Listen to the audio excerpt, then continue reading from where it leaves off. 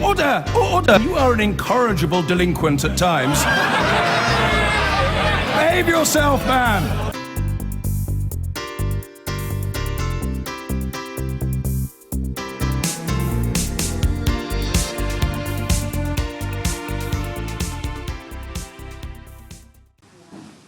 And, of course, the political season is back in full swing, and that's very much reflected on the front pages of the newspapers. There's the Sunday Times, evenly divided between Sadiq Khan, the London mayor, attacking Jeremy Corbyn, and Tory wars between Cameron and Cameron's team and Theresa May and Theresa May's team. So no surprise there, I suppose. The Observer, here we go. My victory vindicates me. Now I will give power to the members, says Jeremy Corbyn, and I'll be talking to him about what that actually means a little bit later on. And here is the Tory story I was mentioning. This is Sir Craig Oliver's memoirs. He was, of course, David Cameron's spin doctor, top man in Number 10, and he's written a book which the paper, having bought it, I assume, describes as explosive. They're unlikely to do anything else.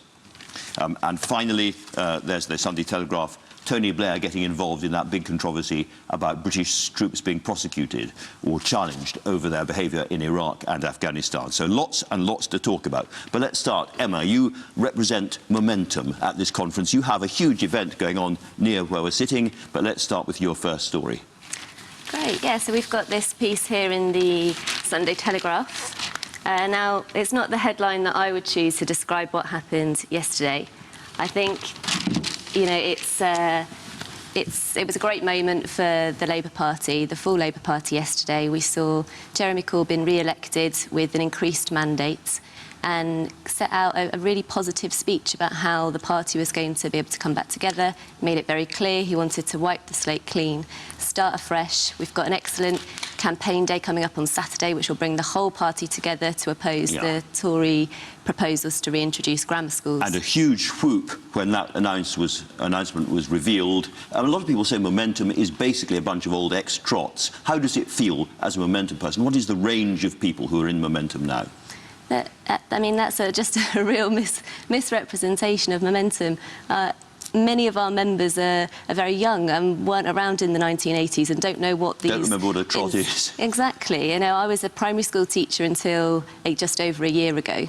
Momentum is made up of people across the UK who are committed to building a fairer, more decent society and want politics to be representative and involve people in every community. So, all sorts. Well, let's turn to somebody who was around during the 1980s and remembers it well, John Prescott in the Daily Mirror. Isabel. Yes. So this is his column in the Sunday Mirror, in which he basically sort of ends the leadership contest by saying that MPs need to say less. He says that he was asked many times to do interviews about the contest, but turned them down. So I kept quiet.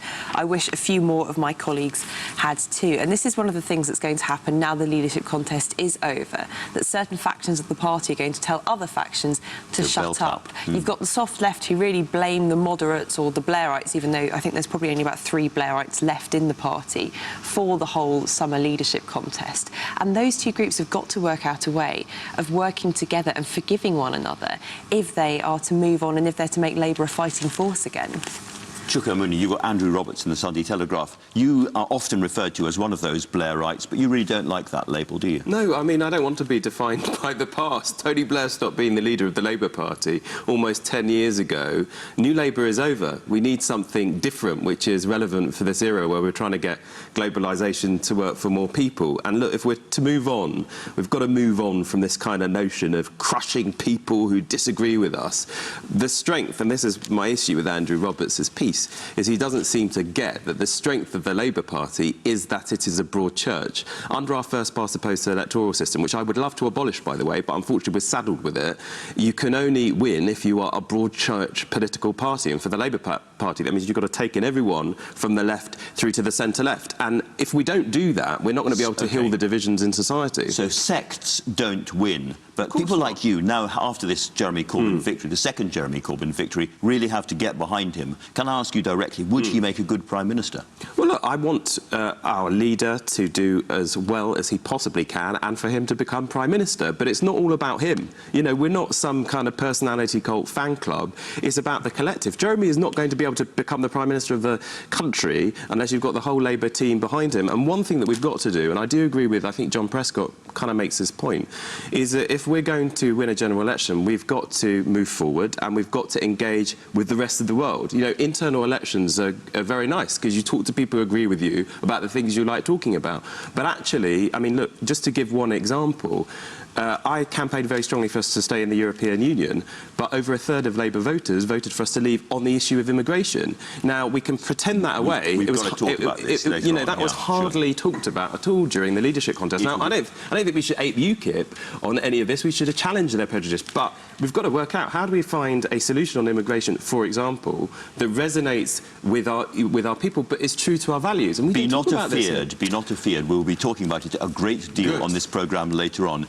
Isabel, the other big issue, of course, that people have been talking about is this word deselection. Will Labour MPs who are not pro-Corbyn, who spoken out, in some cases very, very viciously against him, now pay the price by losing their CLPs? Yes, so this is something that lots of Labour MPs are quite obsessed with, actually, understandably, as anyone might be, to the threat to their jobs. So this is in the Sunday Times. It's Sadiq Khan warning about deselection threats. And because of the boundary review that the Conservatives are trying to push through, this is an ideal opportunity for unhappy party members to say, well, we don't like the way you've criticised our leader, and we don't like the way you've kept doing that since the leadership contest, and it's time for someone who is more representative of our views. Now, obviously, no one has a divine right to be an MP, and we've had constituent springs in other parties before. The point has been made that most people are Labour MPs, if they're Labour MPs, not because of their fantastic qualities, personal qualities, though they may be very fantastic, but because they have been chosen by constituency Labour parties. Yes. They are Labour Party servants. Yes, they are. Yeah. And also, I suppose the onus is partly on them to recruit members who agree with them as well. And this has been the failure of the moderates, not just in this leadership contest, but in the previous one, where they've said they're going to recruit many people who believe with their centrist view of what Labour should be, and then they failed each time, and they'll keep failing. Yeah, but hang on just a minute, Andrew. You talked about us being servants of people. The ultimate people that Labour MPs serve are the 9.3 million Labour voters who elected them. And, of course, we wouldn't have been candidates were it not for our party. But why are we talking about this? The only deselection chat that there should be is of deselecting Tory MPs at the next general election. Jeremy's already said he doesn't see any need to change the rules for parliamentary selection. So why on earth are we talking about this? And people say, oh, well, the boundary review. We've got rules that have existed for 20-odd years that apply to a situation where there's a boundary review. People shouldn't be talking about this. They don't in my party. We want to get rid of the Tory government so we can get a Labour government. And what are people talking about deselecting Labour MPs for? It's Tory MPs. They're the ones we want to get rid of. Meanwhile, however, we have been dancing around a story in today's papers, not directly addressing it. So, Emma, let's directly address the story about Chuka and Jezza in the Mail on Sunday. And can I just say that Chuka really did just take the words out of my mouth there.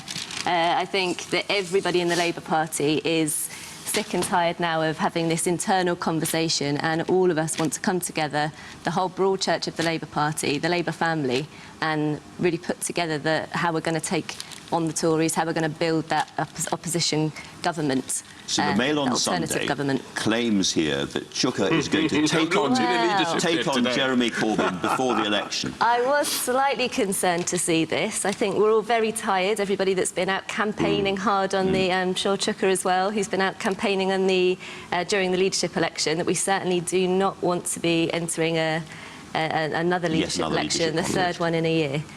Is there a shred, a scintilla, a fragment of truth in this, Chuka? No, look, I totally agree with that. Look, this issue, I said in a piece I wrote in The Observer today, this issue of the leadership is settled. We don't need to be talking about this anymore. We need to be working out how we win the next general election, because ultimately that's the way we put our values into practice. OK, because I listened to my paper reviewers, we're not going to talk any more about the Labour leadership as you've been asking. We're going to move to the Tory leadership now, because this book by Craig Oliver, which has been serialised in the Mail on Sunday suggests, doesn't it, Isabel, that there is a big, big problem. I think you're going to talk about it as well, Shuka. Well, I mean, this idea that the Labour Party is the only party that has had division in it is blown apart by all the papers today. And you see here Craig Oliver describing Michael Gove as acting like a suicide bomber. And I think the interesting thing about this is, as I said, we're not the only party that's divided. Secondly, Theresa May is in a very fragile situation with that small majority of hers. She's got a very divided party, and although you might not see it being aired on the airwaves and people coming on your programme talking about it, I can tell you from Tory MPs I've spoken to, the sacked and the disgruntled are furious. And this is kind of just been, the lid's being kept on this, but part of, I think, the Prime Minister's problem is she has no vision for Brexit. She has no plan. In fact, the people who are arguing for us to leave the European Union, having told us they knew what Brexit looked like, they have no plan either. I mean, I think it's scandalous that over the summer she had to bring together all her cabinet ministers to brainstorm about this thing. A lot of this story is about angry Cameroonians blaming Theresa May and her people. Well, in fairness, they should take some responsibility. Sure, but in a sense, this blames everyone else apart from them. In a sense, it's the higher gossip. But behind this, there is a really, really difficult choice in front of the country, which has been characterised as hard Brexit versus soft Brexit. Explain, Isabel. Well, we've had all summer Theresa May saying Brexit means Brexit, and then we had, in the Commons, it was explained a little bit more as Brexit means leaving the European Union, which was really, really helpful. But now there's this debate about whether or not we retain single market membership and whether that means that we can control immigration in the way that the British people apparently voted for in the referendum. And there seems to be a great difference of opinion between the three people who Theresa May's appointed to work on this, Liam Fox, David Davis and Boris Johnson, and Theresa May herself. She's constantly slapping them down every time they give an interview and making Boris, as you will hear later in the programme, won't be easily slapped, I think it's fair to say. No. So it's a question of, do we try and get out very quickly and don't be part of the single market, have a complete block on immigration, or do we do it gently and more softly? That is the big argument inside the party, isn't it? And I think also Craig Oliver's stuff is interesting because it sort of harks back to some of the tensions in the Cameron government. Craig Oliver did not get on well with Theresa May's special advisers, who are now her chiefs of staff. They didn't used to go to a lot of his meetings because they thought they were a waste of time. So I think there's probably a hint of revenge in this as well. They put Cameron right at the forefront of that campaign to stay in. Craig was part of that, and that was a mistake. And there doesn't seem to be any acknowledgement of that. Of that mistake. Well, the other big thing that's divided some Tory MPs, of course, Emma, is the grammar school announcement, the return to grammar schools. And you've got a story, I think, about that. Yeah, so we've got this in the Sunday Express today, which suggests that grammar schools are actually helping the poorest children, which is a peculiar article, actually, because it really does fly in the face of all of the evidence on attainment. As I said before, I was a school teacher until about a year ago, and it's really clear all education professionals are united on this, that actually a comprehensive education system is by far the best at raising attainment for everybody, not just small sections of the population. All right, we were going to talk about Donald Trump, but we've run out of time. Now, look, we're at Labour conference, but it's the Tories' blue-on-blue action dominating the papers this morning. Have a look at this one. It's the Mail on Sunday. It's serialising the book by Craig Oliver, who was David Cameron's head of communications, and he is charging that Theresa May torpedoed David Cameron's referendum campaign because she basically disappeared. For that, they called her the submarine Theresa, and she was quite quiet. Now, judging by the criticism of Theresa May in these papers and in recent days, I would say she is right now partially submerged. Now, it's the Observer that gives Jeremy Corbyn his morning in the sun. He is saying that his victory vindicates him, which it kind of does, and he's saying he's going to give powers to the members, but also within this, he's saying that he wants to welcome rebel MPs back too. Now, one man not convinced, he's done an interview with the Sunday Times. This is London Mayor, it's Sadiq Khan, and he's saying, quite extraordinary terms this, unless Corbyn's careful, the rift could mean the end of the party. Now, all of this said, Labour looks more robust than some this week. We've had a week of breakups. You'd have to live in a cave to have not seen in this one. And then this other one, Berrywood, Mary Berry and Paul Hollywood. But then the language that's been used in recent months by Labour lot must suggest that they can't afford the showbiz lawyers, because look at this, right? In the last few months, Alan Johnson has called Jeremy Corbyn totally incompetent. Margaret Hodge has said he'll never be in government. And then this fruity one here, Jamie Reid, reckless, juvenile and narcissistic. Now, this morning we have had some movement on this. On the Andrew Marr programme, Jeremy Corbyn did an interview just now, and in it he has refused to condemn deselections. And as the political editor of The Sun points out, this is the quote from Corbyn: "The vast number of Labour MPs have no problem whatsoever." Tom Newton-Dunn says it's a wonderfully veiled threat. I don't actually think it's that veiled. Anyway, Robert. Well, as you remember, Allegra, he said something quite similar on this programme last week. Now, I'm absolutely delighted to be joined by Esther McVey, former Tory Minister, Tristram Hunt, Labour MP for Stoke. Tristram, if I could just start with you. Jeremy Corbyn, in his acceptance speech yesterday, said magnificent Labour, biggest membership of any political party in Europe, great campaigning force. But are these members going to take him to Downing Street, or are they basically lemmings charging towards the cliff edge? Well, I think, first of all, we need to congratulate Jeremy on being elected twice. It's a great achievement. And also putting all these numbers into the Labour Party. You're seeing lots of centre-left parties around Europe collapsing in numbers. Jeremy has driven those numbers up. But can he win? Well, that's the question. And all these calls for unity at the moment, absolutely right. But the unity I want to see is between the Labour Party and the British public. So we are now going to talk to the country rather than just the party. Now, we'll come back to this whole issue of the electability of Labour a little bit later. But, Esther, there are signs that this rather amazing honeymoon that Theresa May has enjoyed could be coming to an end. Some pretty damaging headlines in today's papers about how she was cowardly, according to David Cameron, during the EU referendum. There appears to be a concerted attempt by Boris Johnson rather to undermine her authority in these Brexit negotiations.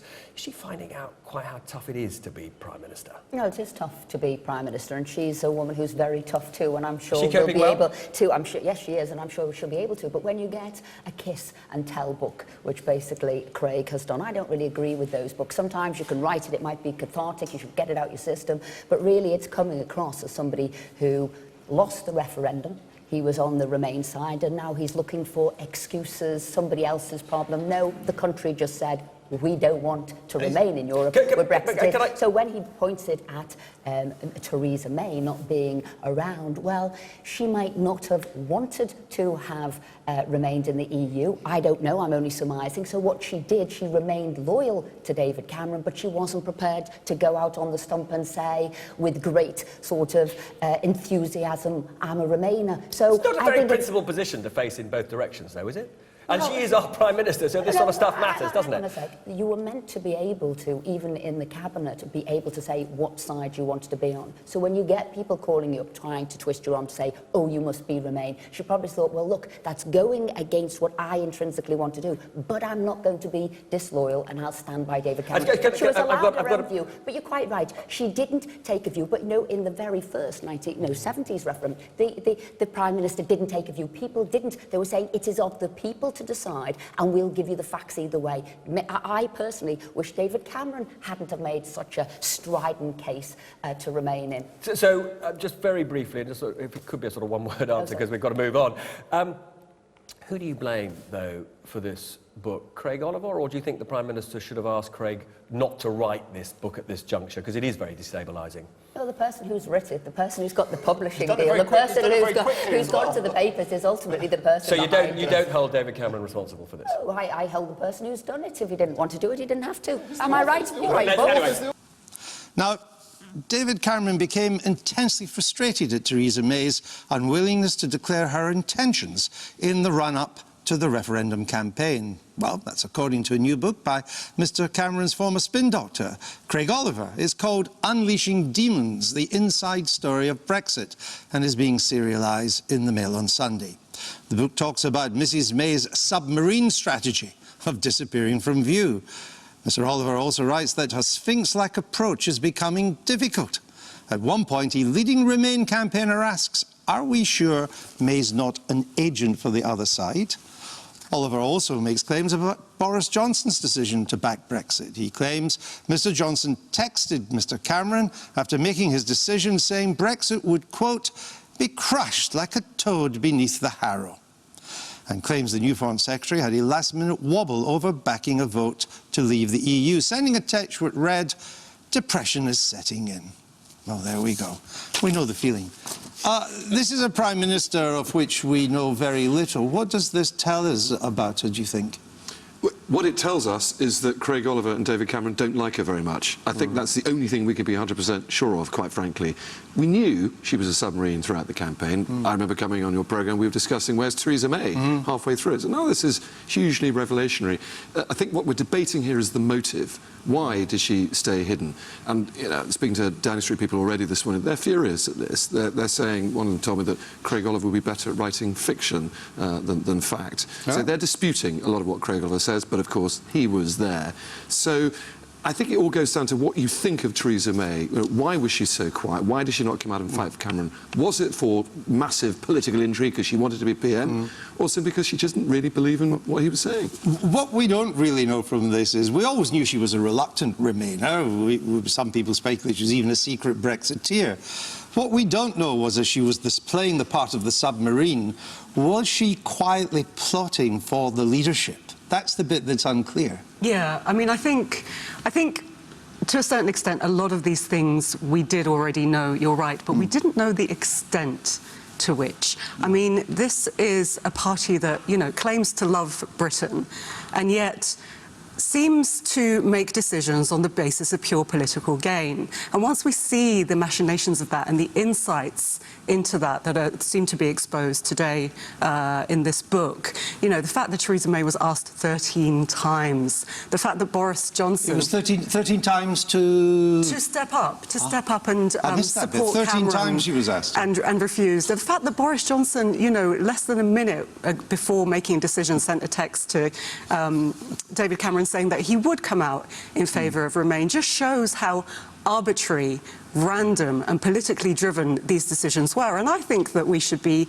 asking them these questions every day. I think it's unforgivable that they took the country into such a massive and catastrophic decision on the basis of such naked political gain.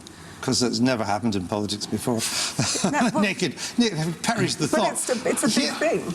I thought that because Mrs May played the part of reluctant Remainer, she would annoy both sides. That the Leave campaign would be angry with her because she didn't jump to them, and the Remain side would be angry with her because she did nothing effectively during the campaign. And that would count her out from getting the leadership. How did I get that wrong? It clearly didn't have that consequence. It certainly didn't, did it? I think we can sort of roughly make out what happened. A very senior official at the Home Office who had worked with Theresa May for a long time told me earlier this year, long before the referendum, and when people had declared that he was 100% sure she would back Remain. He was a great admirer of hers. He said that was her view, and that she would do that. So I think she was a Remainer. But as you say, she had doubts. She made Corbyn look evangelical on the issue because she clearly... So there's nothing contradictory about being, in the end, for Remain, but harbouring leadership ambitions. Now, they did try and get us to do more. I know they did. But the Remain campaign was also ambiguous about the issue of immigration and the degree to which they wanted to play with it. They wanted to go on the economy. So I don't think they pressed her that hard to be a dominant force in the campaign because they wanted it to be more about the economy than immigration. So reluctant Remainer, low profile for all kinds of reasons, one of which was that the Remain campaign didn't want immigration to overwhelm the economy as an issue. But it did in the end, so... Yeah, it did. And they calculated that wrong. They made a misjudgment, wrong. but it was the Remain campaign that got that wrong, not Theresa May. Have we known less about any Prime Minister in modern times than Mrs May? It's funny because we think we know her. I've interviewed her, you've interviewed her, we've seen her around the scene for, 20 years, but we don't know precisely what she... I think, by the way, we're going to get a whole load more about this at Tory conference. I think they appreciate... Is that coming up? Apparently. Have we got to go there too? One day we are going to leave Liverpool, but they see, her people see that as an opportunity to explain a little bit more about her. But I mean, there is one... Briefly, because we need to move on. I think we all have a habit of overestimating and overanalyzing Theresa May. She could be just a quite simple, straightforward person who likes to tell the truth. Ever thought about that? No, I've never thought about that. Very clever to get to the top without people knowing who you are. It gives you agree. space to No, develop that's what now. makes it different. And why would we want to leave Liverpool? Look at it out there. It's one, we even got the live It's birds great. looking over it. What are you saying about Birmingham, though? Hold on.